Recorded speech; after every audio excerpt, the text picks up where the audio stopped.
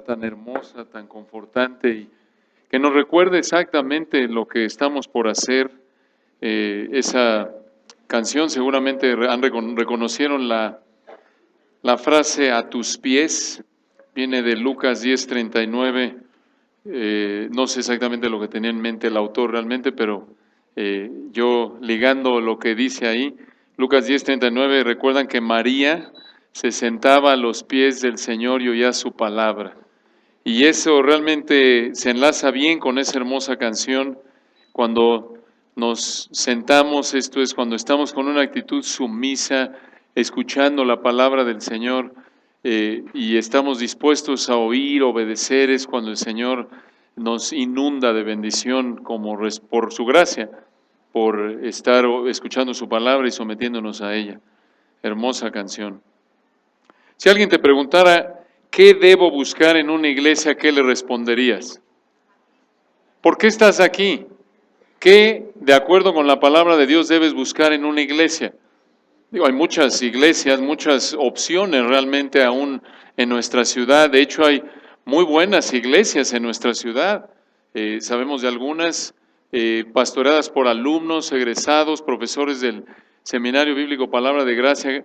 Otras iglesias fuera de esta que con frecuencia cuando alguien nos pregunta a qué iglesia voy, vivo en tal lugar de la ciudad y no me queda bien la iglesia de la gracia o por diferentes razones, le llegamos a recomendar estas iglesias. ¿Pero por qué? ¿Qué debes buscar en una iglesia?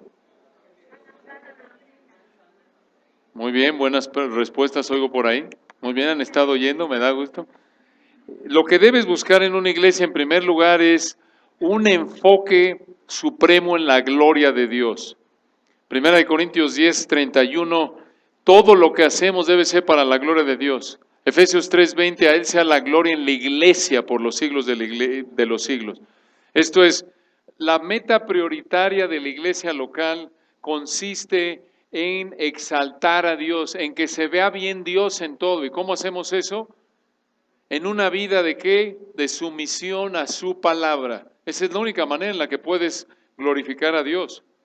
Y en Hechos capítulo 15, versículos 32 al 41, estamos estudiando 5 prioridades que debes seguir para fortalecer a la iglesia. Estas prioridades, explicamos la semana pasada, no solo son prioridades que debes seguir para fortalecer a la iglesia en donde Dios te ha colocado, sino también son prioridades que te ayudan a fortalecer tu vida espiritual y realmente también se aplica en los criterios por los que debes escoger una iglesia. Si alguien te pregunta, ¿qué debo buscar en una iglesia? Aquí está, debes buscar estas 5 prioridades. Y en Hechos 15, versículos 32 al 41, recordarán que estamos en el año 50 y aquí encontramos los preparativos para el segundo viaje misionero de Pablo. Hechos 15, versículos 32 al 41, vamos a leer el texto para iniciar nuestro estudio de hoy. Hechos 15, 32. Y Judas y Silas, como ellos también eran profetas, consolaron y confirmaron a los hermanos con abundancia de palabras. Y pasando algún tiempo allí, fueron despedidos en paz por los hermanos, para volver a aquellos que los habían enviado. Mas a Silas le pareció bien el quedarse allí.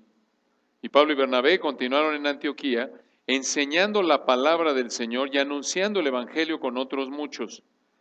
Después de algunos días, Pablo dijo a Bernabé, volvamos a visitar a los hermanos en todas las ciudades en que hemos anunciado la palabra del Señor, para ver cómo están.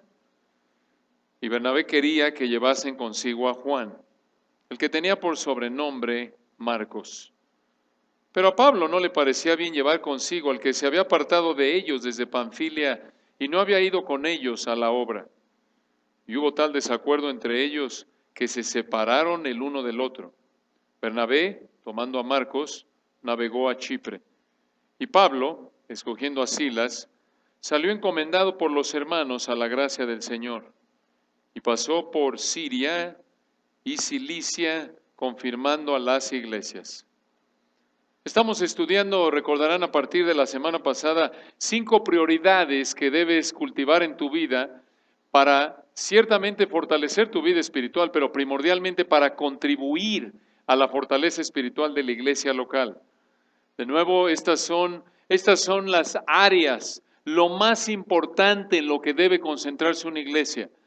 Si estás buscando una iglesia, quizás estás visitando el día de hoy, esto es, cuando llegas a una congregación debes buscar estos 5 elementos.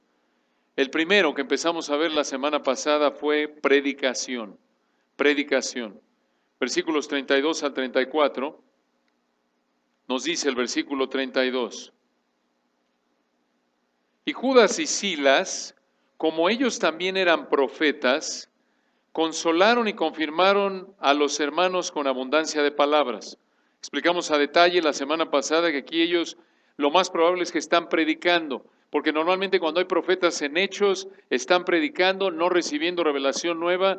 Los únicos 2 lugares en Hechos donde se recibe revelación nueva son en Hechos 11, 28 y 21, 10 con Agabo.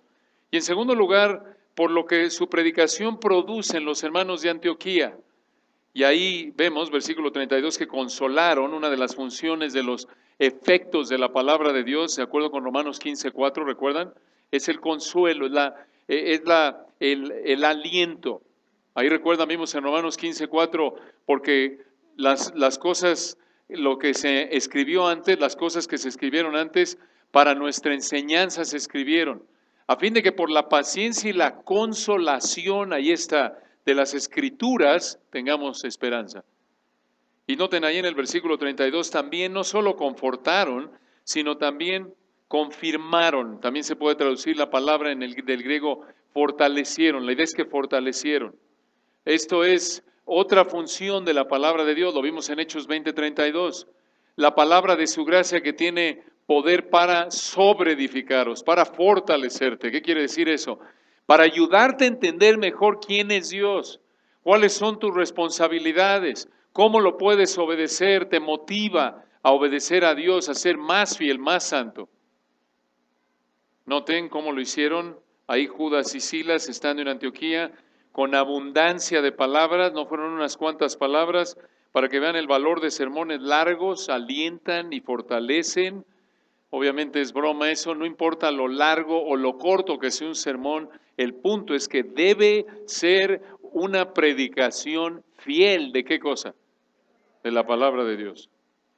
Ahora observen este principio, cómo se reitera en 1 Corintios 14, la obra de la palabra de Dios en alentar, en fortalecer a la iglesia. Y 1 Corintios 14, si me acompañan ahí por un momento, reitera que lo que hacen Judas y Silas al estar ahí predicando la palabra de Dios es algo normativo para la iglesia local a lo largo de los siglos que Dios conceda, o a lo largo del tiempo que Dios quiera que la iglesia esté aquí en la tierra hasta que venga por ahí en el rapto. 1 Corintios 14, observen la prioridad que Pablo le da a la predicación en la iglesia local. 1 Corintios 14, estamos en el contexto de los dones espirituales, y Pablo les dice a los corintios, seguid el amor, y escuchen esto, procurad los dones espirituales. En otras palabras, asegúrense, corintios, de que estén ejerciendo los dones espirituales. ¿Qué dones espirituales? Capítulo 12, versículo 8, palabra de sabiduría, palabra de ciencia. Versículo 9, fe, dones de sanidades en la época en la que el Nuevo Testamento todavía estaba siendo escrito. Versículo 10, milagros, en la época de nuevo en la que estaba siendo todavía escrito. Profecía, esto es, predicción del futuro, de nuevo, todavía cuando el Nuevo Testamento estaba siendo escrito, lo cual aún era raro, como ya lo explicamos, y de manera normativa dijimos que el don de profecía se refiere a proclamación de la verdad ya revelada. Y noten en 1 Corintios 12, 10, discernimiento de espíritus, diversos géneros de lenguas o idiomas, interpretación de lenguas o idiomas, de nuevo en esa época. Estos son los dones, Pablo dice, versículo 14.1. 14.1. Seguid el amor y procurad los dones espirituales. Por cierto, esto no se refiere, como muchos, a veces con muy buenas intenciones, dicen, hermanos queridos, ya me convertí, le estoy pidiendo a Dios que me dé el don de idiomas o el don de predicación porque me encanta ese don. No quiere decir eso, procurad los dones espirituales. No creemos que quiere decir eso. ¿Por qué? Porque observen ahí en el 12.18 lo que dice. 12:18. Mas ahora Dios ha colocado los miembros, esto es a los creyentes y con sus dones respectivos, mas ahora Dios ha colocado los miembros, cada uno de ellos en el cuerpo, como ellos se lo pidieron. No, como Él quiso. Como Él quiso. Él es el que lo determina. Dios es el que determina qué dones da. Es la misma idea, noten ahí del versículo 11, 1 Corintios 12:11. Pero, habiendo ya enlistado esos dones que vimos de los versículos 8 al 10, versículo 11, pero todas estas cosas las hace uno y el mismo Espíritu, repartiendo a cada uno en particular como Él quiere, no como el creyente quiere y pide, sino como Él quiere. En el momento de la salvación, Dios nos da su Espíritu. ¿Cómo lo sabemos? Véanlo ahí en el capítulo 12, versículo 13. Porque por un solo Espíritu fuimos todos bautizados en un cuerpo, esto es, somos colocados en el cuerpo de Cristo, inmersos, eso es lo que quiere decir bautizos, sean judíos o griegos, sean esclavos o libres, y a todos se nos dio a beber de un mismo Espíritu, todos participamos del Espíritu Santo. Dios establece la residencia del Espíritu Santo en nosotros en el momento de la salvación. No es que hay algunos cristianos que reciben al Espíritu después de que se arrepienten y creen, no, porque Pablo mismo lo dice, lo pueden apuntar ahí, en Romanos 8, versículo 9, si alguno no tiene el Espíritu de Cristo, no es de él. Es imposible ser cristiano sin que el Espíritu Santo viva ¿en dónde? En ti. Por eso somos el templo ¿de quién? Del Espíritu Santo. Y en el momento de la salvación, en el momento en el que Dios coloca su Espíritu en ti, también te da dones espirituales, un don espiritual, una capacidad, una mezcla de esta lista que vemos aquí, puede ser exhortación mezclado con predicación, etcétera, fe expresada en oración, misericordia expresado en ser muy generoso. Todos somos llamados a ser así, pero de una manera acentuada Dios da cierta capacidad a ciertos cristianos, todo para el beneficio, para edificar, para servir ¿a quién? A la iglesia local, al cuerpo de Cristo. Entonces, regresando al 14:1, Pablo dice, seguid el amor y procurad los dones espirituales. Estamos convencidos que no, el procurar los dones espirituales no quiere decir que tú le pides a Dios qué don quieres, sino más bien que le está diciendo a los corintios, sírvanse, ejerzan los dones que Dios les ha dado. Pero, versículo 1, sobre todo, sobre cualquier otro don, dice Pablo, ¿qué cosa? Allá al final del 1, que profeticéis, que prediquen. Lo que está diciendo Pablo es que aquellos a quienes Dios ha dotado para enseñar, para predicar, esos deben tener, ese don debe tener la prioridad, no porque sea más que otros, sino porque ese don, a través de ese don Dios edifica su iglesia, a través de lo que los predicadores predican, y da por sentado que predican ¿qué? La palabra de Dios. La palabra que es viva y eficaz, Hebreos 4:12. La palabra que es inspirada, 2 Timoteo 3:16, y útil para enseñar, redarguir, corregir, instruir en justicia.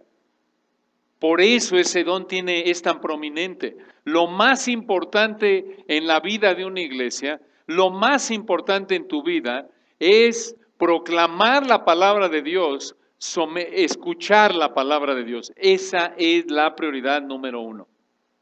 Todo lo demás se desprende de ahí. Por eso Pablo dice, sobre todo que profeticéis. Y noten qué verdades presenta aquí, versículo 2. Pero el que habla en lengua no habla a los hombres, sino a Dios, pues nadie le entiende, aunque por el Espíritu habla misterios. Y aquí está hablando del don espurio, de balbuceo estático que estaban falsificando los corintios. Y noten aquí el contraste entre ese don espurio, el que habla en balbuceo estático, nadie le entiende, versículo 3, pero el que profetiza, el que proclama, el que predica la palabra de Dios, habla a los hombres para edificación, exhortación y consolación. Noten el contraste. En el versículo 2, el que habla con un balbuceo estático, nadie le entiende. Pero en el versículo 3, el que predica, habla a los hombres para edificación, exhortación y consolación. ¿Qué está diciendo Pablo? La implicación es que el que predica, el que está predicando, Dios usa su palabra para edificar, exhortar y consolar a través del que le está predicando. Pero escuchen, por implicación, esa predicación es comprensible, se entiende. En el 2 dice, ¿saben qué? El del don, no es don, es genuino, el que está tratando de imitar el don de lenguas, el don de idiomas genuino, ese que balbucea de manera estática, nadie le entiende. Pero versículo 3, el que profetiza de manera implícita, el que predica la palabra de Dios, es comprensible y por ello, a través de esa comprensión de la palabra de Dios, de ese entendimiento correcto, va a haber edificación, consolación, exhortación. Qué importante es esta verdad. Este versículo muestra la prioridad de ser claro en la predicación. Y se lo decimos a ustedes, hermanos, y a los predicadores ahí en el seminario bíblico donde Dios, palabra de gracia, donde Dios nos da el privilegio de enseñar, de preparar a hombres de Dios. Hermanos, les decimos, ¿quieren asegurarse que están predicando con claridad? Enséñale a un niño. Enséñale a un niño. Porque si está siendo claro, ¿quién te va a entender? Un niño. Nada de que, oye, la predicación estuvo tan profunda hoy que no tengo idea de lo que dijo el fulano este. Si es así, seguramente el fulano ese tampoco tiene idea. Así es, no hay virtud en ser confuso, la virtud está en ser claro. Tenemos un pecado, por así decirlo, en el seminario, les decimos prohibido el cantinfleo, prohibido. El clásico, parte de nuestra cultura mexicana, no por nada, cantinfleo, porque ustedes saben, Cantinflas era una sátira de nosotros, el mexicano, y decimos mucho y no decimos ¿qué? Nada. No ayuda en la predicación. No, Pablo dice, no, el que profetiza es, por implicación, versículo 2, se le entiende, es claro. Y también noten, hermanos, esto apunta a la manera en la que Dios usa la facultad de razonamiento que nos ha dado. Tu mente, tu capacidad de razonar, escucha esto, es el medio primordial que Dios usa para que crezcas espiritualmente, para animarte a obedecer, para confortarte. Qué verdades tan importantes. Algunos buscan ciertas congregaciones para tener una experiencia, supuestamente para sentir la presencia de Dios.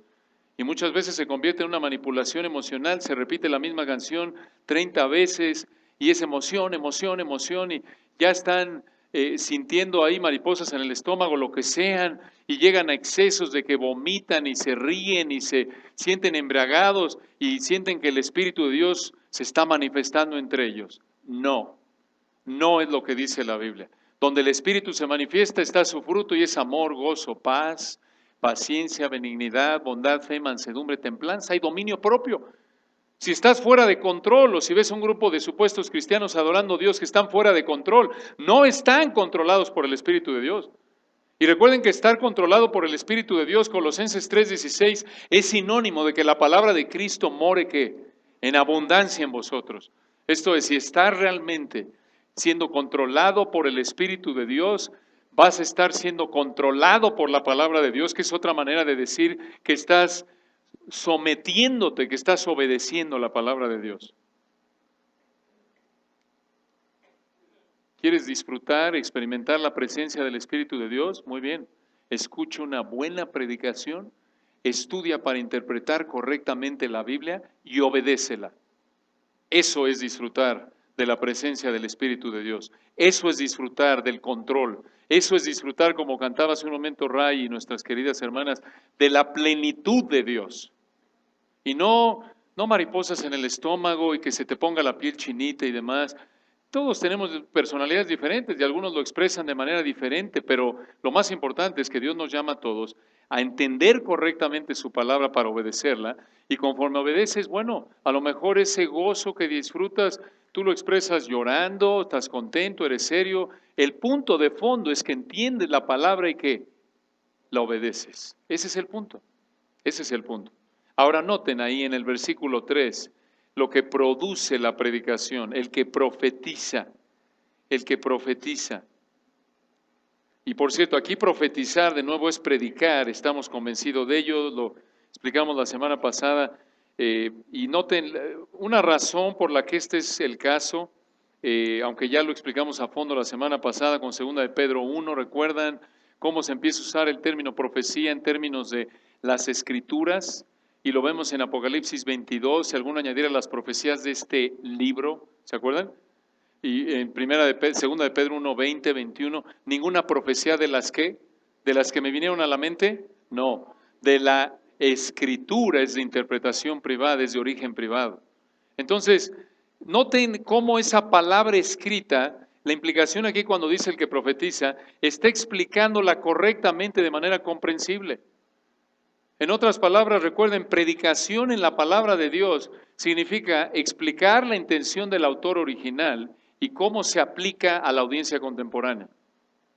Eso es predicar. Entonces, el que está predicando, el que está explicando el texto y está ayudándote a aplicarlo a tu vida, el que lo está explicando en su contexto histórico, el que te está explicando qué quisieron decir estas palabras para la audiencia original, cómo habrían entendido lo que dice esta porción de las Escrituras las personas a las que originalmente el Espíritu de Dios les escribió dicha porción.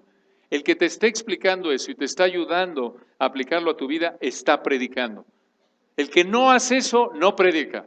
Mucha atención. Puede estar involucrado en un ejercicio de oratoria, y hay muy buenos oradores ahí que tristemente ocupan púlpitos y dicen que son pastores y predicadores. Pero el que no te explica la palabra de Dios, ¿qué es en su contexto histórico? Te explica qué significó para la audiencia original y te llama a obedecerla aplicándola correctamente a tu vida, no está predicando. Puede usar la palabra de Dios como una especie de dichos, como muchos leen el pasaje y se van por donde quieren y dicen lo que quieran y le meten ahí 2, 3 bromas y a lo mejor una anécdota y una frase célebre. Hermanos, eso no es predicación. O toman un texto y lo empiezan a alegorizar y no te dicen qué pasó, qué es otra vez el significado que el Espíritu de Dios le quiso dar. Recuerda, cuando Dios escribió su palabra, no fue para ver qué te quiso decir a ti o a mí, no. Es lo que Dios, el Espíritu de Dios le quiso decir a la audiencia original. Y en eso consiste el estudio, llegar a entender eso y ya de ahí entonces saber cómo se aplica a mi vida hoy. Entonces, cuando eso pasa, cuando la palabra de Dios es predicada, suceden 3 cosas. Noten ahí, versículo 3, el que profetiza habla a los hombres, en primer lugar, para edificación. Edificación. Esta es una función de nuevo de la palabra de Dios. ¿Qué significa edificar? Fortalecer, crecer espiritualmente. Entiendes mejor a Dios. Entiendes quién eres tú, entiendes su verdad con mayor claridad, con mayor profundidad. Esto de nuevo es la obra de la palabra de Dios, Hechos 20:32. La palabra de su gracia tiene poder ¿para qué? Sobre edificarnos, fortalecernos. Noten ahí versículo 3, el que predica no solo, trae el beneficio, y no es la persona, la persona que predica es el instrumento que Dios usa. Porque a la hora de que ese predicador esté explicando la palabra de Dios, Dios usa su palabra, número 1, para edificarte, para fortalecerte, para hacerte crecer espiritualmente. Número 2, usa su palabra, observen ahí en el versículo 3, para exhortación. Exhortación, ¿qué quiere decir eso? Te motiva a obedecer a Dios, te anima a obedecer a Dios, te anima a dejar tu pecado y ser más santo. Oyes la palabra de Dios, le entiendes y dices, veo mi pecado, Señor, perdóname, ayúdame a ser más obediente en esta área. Eso es exhortación. Y eso también es parte de lo que la palabra de Dios hace, te motiva. Claro, está ligado a la edificación, pero véanlo en un pasaje muy conocido, 2 de Timoteo 3, por un momento. 2 de Timoteo 3, y aunque lo conocen bien, vamos a verlo en su contexto brevemente. 2 de Timoteo 3.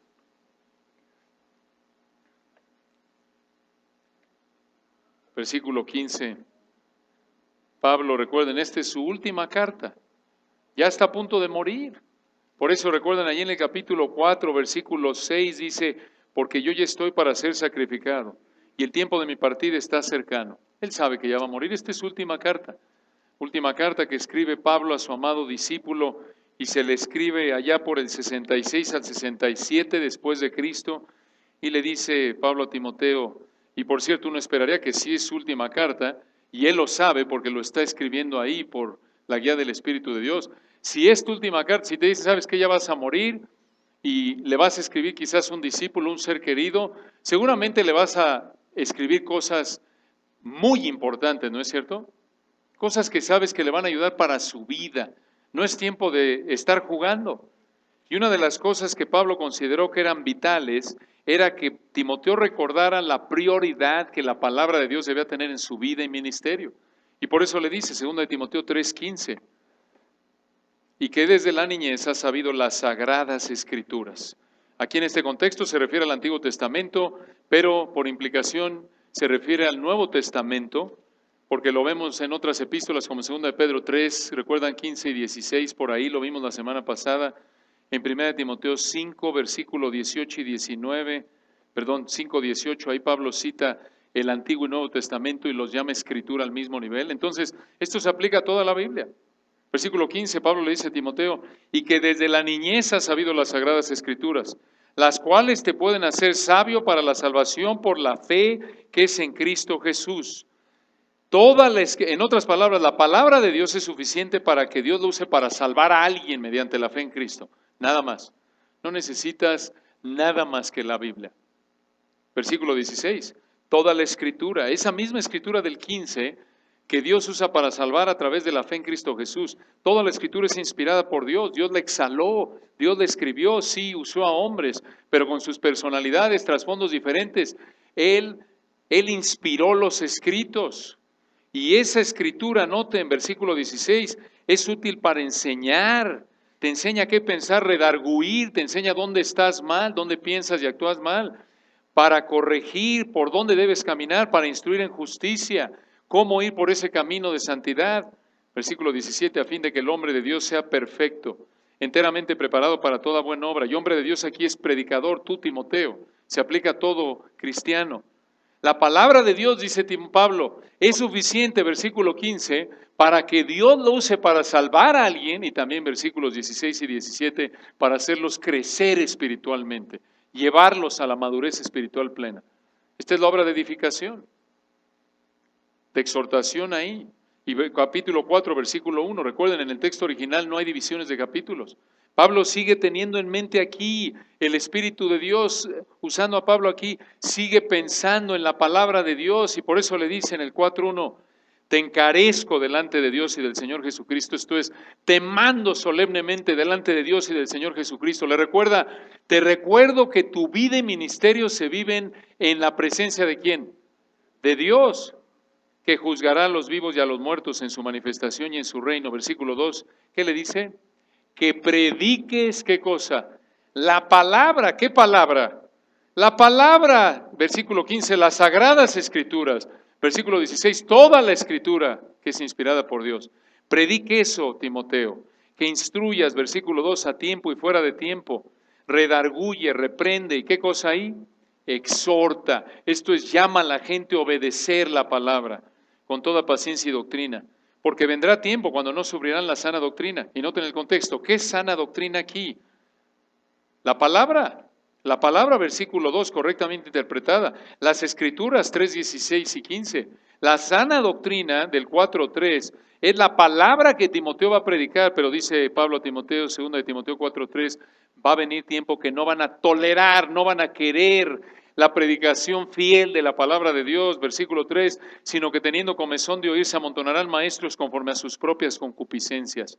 Se van a amontonar maestros, estos supuestos cristianos que digan, queremos que nos hablen, que nos hagan sentir bien, que nuestras concupiscencias, nuestros deseos pecaminosos sean acolchonados, que nos den palmadas, que nos consientan, que nos hablen bien, que no nos hablen de la sana doctrina, no nos hablen del pecado, eso nos deprime, nos hace sentir culpables. Y por eso tenemos una multitud de supuestos predicadores hablando de todo menos explicar la palabra. Y pueden abrir la Biblia y citar un versículo, pero si no lo explican y buscan aplicarlo a la audiencia contemporánea, no están predicando la palabra. Y así Satanás, ¿no es cierto? Un elemento de verdad, otro de error. Y los hacen sentir a estas multitudes que están oyendo la palabra porque el que se paró ahí adelante abrió la Biblia, pero realmente no le explica. Y lo que hace es que los entretiene, mete psicología a lo mejor, o es muy simpático, es muy carismático y los hace sentir bien y salen satisfechos porque nadie les tocó su pecado. Ellos los que buscan este tipo de predicadores son igual que los predicadores. Los predicadores quieren quedar bien con ellos y ellos están satisfechos con el producto que se les da. Y noten versículo 4, pero no están oyendo la verdad de la palabra de Dios. Apartarán de la verdad el oído y se volverán ¿a qué? A las fábulas. Y Pablo le dice a Timoteo, sabe que no va a ser fácil esto, porque noten, la implicación aquí le dice, tú versículo 2, predica la palabra, porque versículo 3, se van a amontonar maestros. En otras palabras, Timoteo, tú no vas a estar en el grupo de los populares. Tú no vas a estar, Timoteo, no esperes que tengas una gran congregación, Timoteo, porque la mayoría, versículo 3, quiere supuestos predicadores que hagan que no les toquen su pecado, sus concupiscencias, que no los hagan sentir incómodos. Esos son los populares, esos son los grandes. Y Pablo sabía que Timoteo iba a enfrentar dificultad en esto, no es fácil, por eso le dice versículo 5, pero tú sé sobrio en todo. Soporta las aflicciones, haz obra de evangelista, cumple tu ministerio. Versículo 6, porque yo ya estoy para ser sacrificado y el tiempo de mi partida se ha acercado. Y noten, Timoteo tenía un buen ejemplo.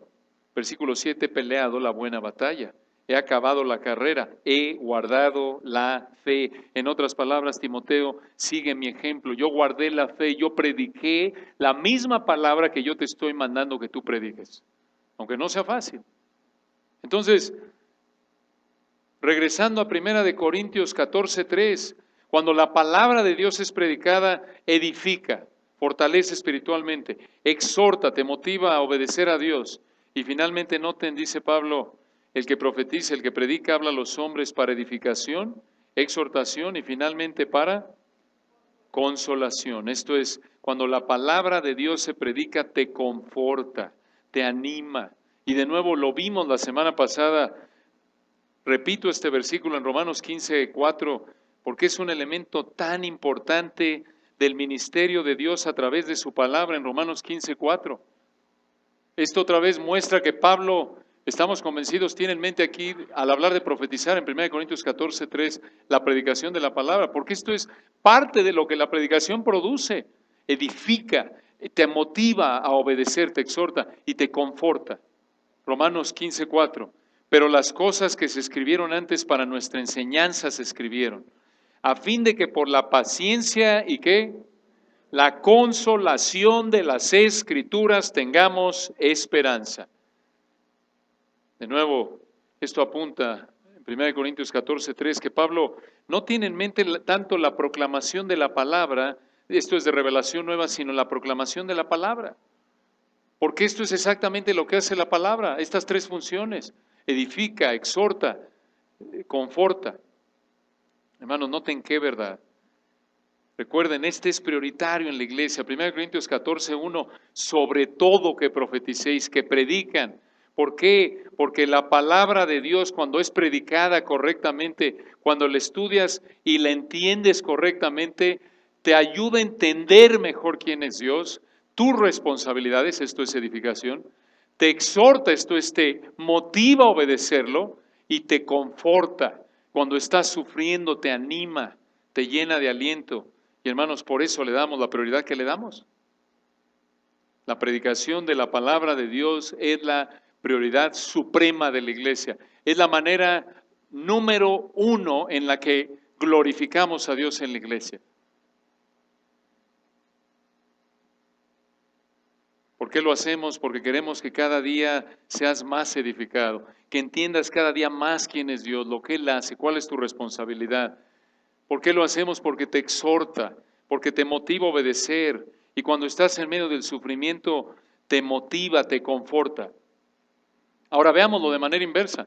Cuando no hay predicación de la palabra de Dios, no hay edificación, no hay exhortación, no hay consolación. Probablemente estás débil espiritualmente, no estás fuerte para resistir la tentación porque no oyes la palabra de Dios como debes o tanto como debieras. Hermanos, un sermón a la semana no es suficiente. No es suficiente. Si Pablo decía que la palabra de Cristo mora en abundancia en ti, te sature. La lucha contra el pecado es intensa. Si Pablo mismo, recuerdan 1 Corintios 9:27, luchaba con el pecado y decía, sino que golpeo mi cuerpo y lo pongo en servidumbre. Esto es, Tomo medidas drásticas para que mis pasiones no me lleven a pecar y termine descalificado del ministerio. Necesitas, si estás luchando con la tentación, y vas a luchar con la tentación hasta que estás en la gloria, pero en la medida que te disciplines en obedecer en estudiar la palabra, para obedecerla, en disciplinarte para leer, y pueden ser predicaciones a través de libros, a través de estar estudiando la palabra para entenderla correctamente, tomar una buena Biblia de estudio, libros que te podemos recomendar, comentarios, diccionarios bíblicos, para que entiendas el contexto histórico, cuándo se escribió un libro, por qué se escribió, y observas el texto, y qué género es historia, o es narrativa, o es poesía, y observas el texto y vas sacando tus conclusiones, y luego con un buen comentario, alguien que te explique el texto, que conoce el idioma original, griego o hebreo, si es Antiguo Testamento, te ayuda a entender correctamente la palabra y de ahí aplicarla. ¿Qué dice esto en las epístolas del Nuevo Testamento? Y vivir así, esa es la vida de un cristiano. Y en la medida que vives así y disciplinándote por darle la espalda al pecado y someterte a la palabra de Dios, entonces vas a ser edificado, vas a crecer espiritualmente.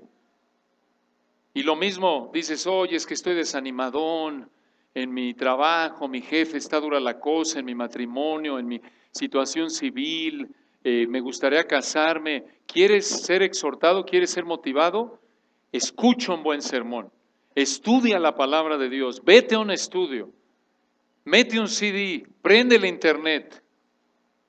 O estás enfrentando sufrimiento, ahí está, versículo 3, y estás desanimado, no tienes trabajo, la enfermedad te abruma, la situación en casa te carga, ver el pecado a lo mejor en el que persiste algún miembro de la familia, estás luchando, estás desanimando, estás sufriendo, entonces necesitas consolación. ¿Y qué necesitas? Un buen sermón, estudia. ¿Quieres ayudar a un hermano en Cristo a crecer espiritualmente? ¿Quieres motivarlo a que obedezca a Dios? ¿Quieres confortarlo porque está sufriendo y perdió un ser querido? Predícale la palabra, con amor, con prudencia, claro. Dale un sermón, un libro, una palabra de aliento. Por eso cuando estamos en un funeral, ¿qué hacemos? Predicamos la palabra, porque no hay otra mejor manera que Dios use para confortar al hermano que está sufriendo. Eso hicimos el sábado en la noche, hace 8 días, ahí en el velorio de nuestro querido hermano, el señor Ezequiel, el papá de Cosme, predicando la palabra. Por esto, para traer consuelo a esta amada familia de Cosme, Silvia, Carla y el resto de sus hermanos. Entonces, regresando a Hechos 15, versículo 33, estuvieron ahí Judas y Silas, y estuvieron, ya lo vimos en el 15:32, confortando, consolando, confirmando a los hermanos con abundancia de palabras. Y versículo 33, y pasando algún tiempo allí, esto es en la iglesia en Antioquía, fueron despedidos en paz por los hermanos para volver a aquellos que los habían enviado. Esto es, Judas y Silas son despedidos por los hermanos ahí de la iglesia en Antioquía y regresan a Jerusalén. Versículo 34, mas a Silas le pareció bien el quedarse allí. Este no está en los mejores manuscritos, este versículo. Entonces, vemos que la primera prioridad que debes seguir para fortalecer a la iglesia, para tu vida, lo primero que debes buscar en una iglesia es predicación. En segundo lugar, propagación. Propagación. ¿Qué quiere decir eso? Evangelismo. Evangelismo. Versículo 35. Y Pablo y Bernabé continuaron en Antioquía. ¿Recuerdan en el 33? Ya se fueron Judas y Silas de regreso ¿a dónde? A Jerusalén. Pero versículo 35, Pablo y Bernabé continuaron en Antioquía. Y escuchen lo que siguieron haciendo ellos. Enseñando la palabra del Señor y ¿qué? Anunciando el Evangelio hasta ahí. Hermanos, para eso nos llamó el Señor. Nos congregamos para ser edificados y nos dispersamos ¿para qué? Para evangelizar en el contexto donde Dios te haya colocado, en donde vives, en la escuela en la que estás, en el trabajo en el que estás, en la familia en donde vives. Para eso nos salvó Dios, recuerdan, 1 Pedro 2:9, Mas vosotros sois linaje escogido, real sacerdocio, nación santa, pueblo adquirido por Dios. ¿Para qué? Para que anunciéis las virtudes de aquel que os llamó de las tinieblas a su luz admirable. Para que proclamen las cualidades de Dios, sus atributos, a través del Evangelio. En tu trabajo, en la familia, en la sociedad. Me impactó una de las cosas que nos platicaba Cosme hace 8 días de su querido papá. Dios usó a Cosme para llevarle el Evangelio a sus papás. Inicialmente su mamá rechazó y lo corrió de la casa. Y Cosme fielmente siguió predicando la palabra y la señora y el Señor vinieron a los pies de Cristo y al Señor le encantaba leer el profeta Isaías, nos decía. Y hasta le dijeron a Cosme, llévanos, porque ellos vivían en el pueblo de Atlacomulco. Y venían hasta la Ciudad de México, una iglesia, para oír la palabra, oír la palabra. Y le decían a Cosme, háblanos, háblanos, háblanos. Y el Señor lo usó para traer a sus amados padres a los pies del Señor. Y este lunes pasado habría cumplido el Señor 92 años. Y Dios le dio 12 hijos. Y el sábado de la semana pasada, 2 días de cumplir su cumpleaños número 92, el Señor lo llevó a celebrar su cumpleaños a la gloria. A la gloria. Pero así es, hermanos, es la prioridad en tu vida. Obviamente, conforme Dios te abre oportunidades, con prudencia, con tacto, pero tienes que estar pensando en términos de que, recuerda, la razón primordial en términos humanos por la que Dios nos dejó aquí en la tierra es para que llevemos, ¿qué? El Evangelio. Empezando en tu casa, claro, en tu familia, los que no conocen. Predicamos el Evangelio, propagamos.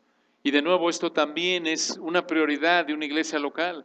Estás buscando una iglesia, en primer lugar debe predicar la palabra, en segundo lugar debe pensar en términos de propagación, de expansión, esto es, de evangelizar. Y noten en tercer lugar, versículo 35, preparación. Preparación.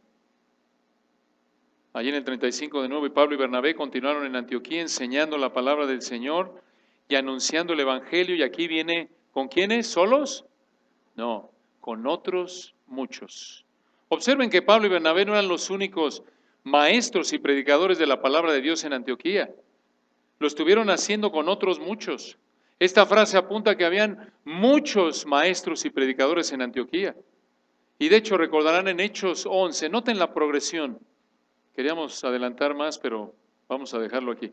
Pero vayan a Hechos 11, nada más para concluir con este punto por hoy.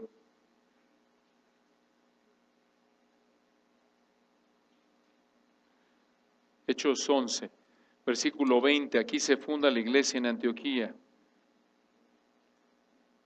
Hechos 11, 20, pero había entre ellos, noten, están en Antioquía, versículo 19, y en Hechos 11, 20, había entre ellos unos varones de Chipre y de Cirene, los cuales cuando entraron en Antioquía, hablaron también a los griegos anunciando el evangelio del Señor Jesús, y la mano del Señor estaba con ellos, y gran número creyó y se convirtió al Señor.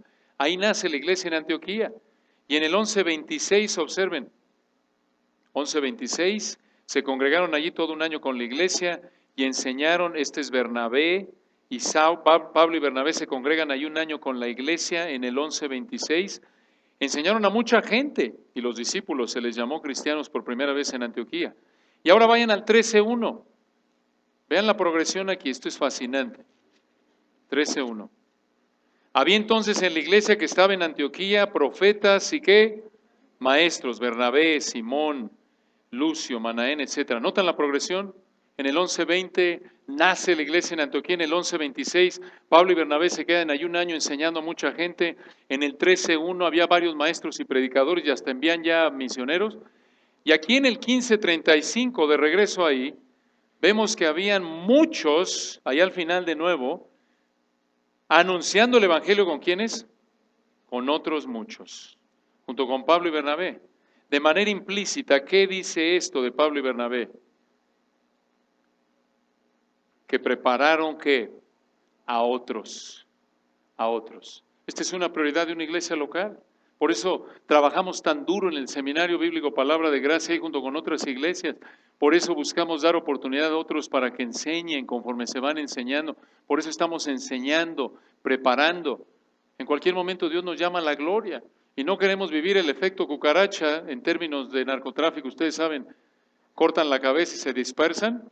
No queremos aquí que Dios corte a los pastores de aquí, se dispersa la iglesia cristiana de la gracia, porque se sintieron que estaban en su iglesia, en su pequeño reino, y como no quisieron compartir con nadie el negocio, a menos de que fuera un familiar, como muchos tristemente en el mundo, a menos de que como no hubo como Rodrigo, mi hijo, no pudo llegar a ser pastor, no denomino a nadie pastor.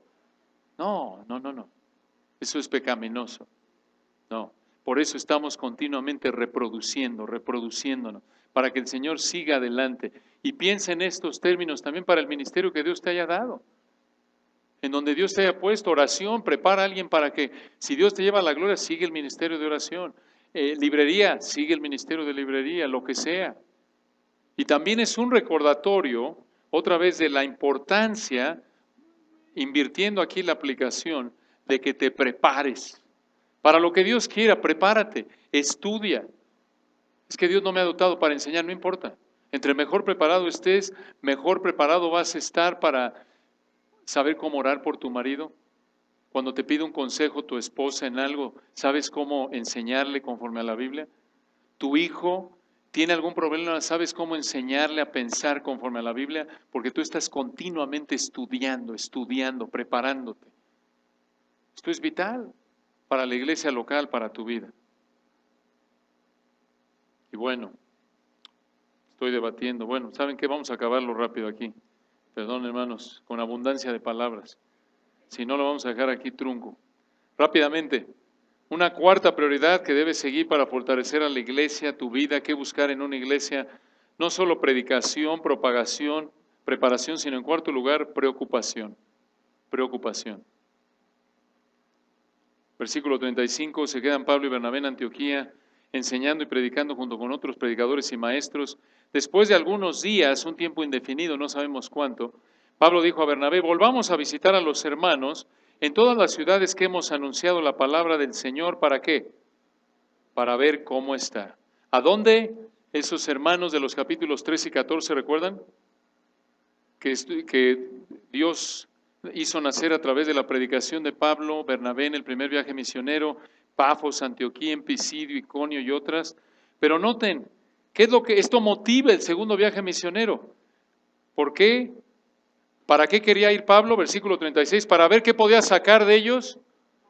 No ir oye, vamos de regreso a Chipre, Bernabé, ¿te acuerdas qué pescadazo nos preparó la hermana allá? Ahí en la isla de Chipre, vamos, no. Noten su abnegación.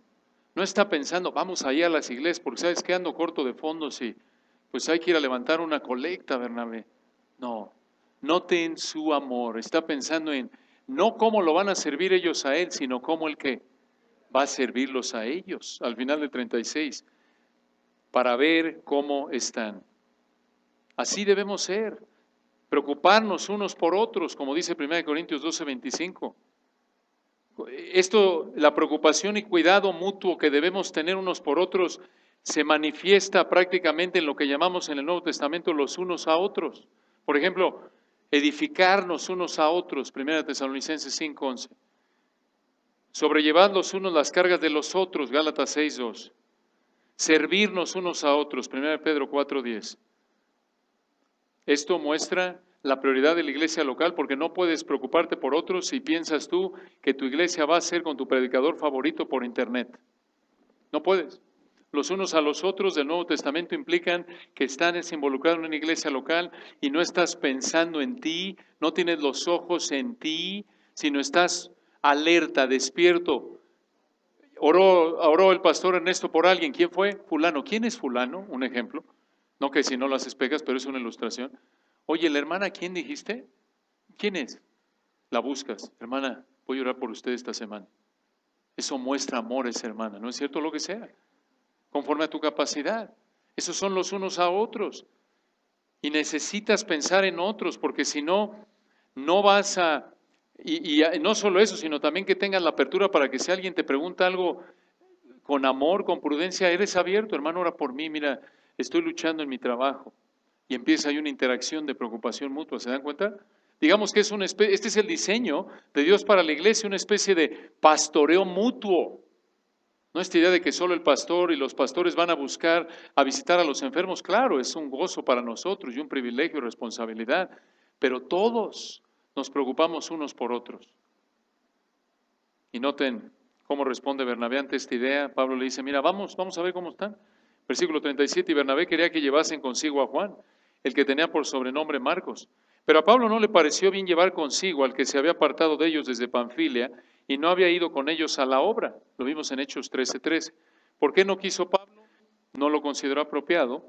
Versículo 39, y hubo tal desacuerdo entre ellos que se separaron el uno del otro. Bernabé, tomando a Marcos, navegó a Chipre, y Pablo, versículo 40, escogiendo a Silas, salió encomendado por los hermanos a la gracia del Señor. ¿Quién estuvo bien?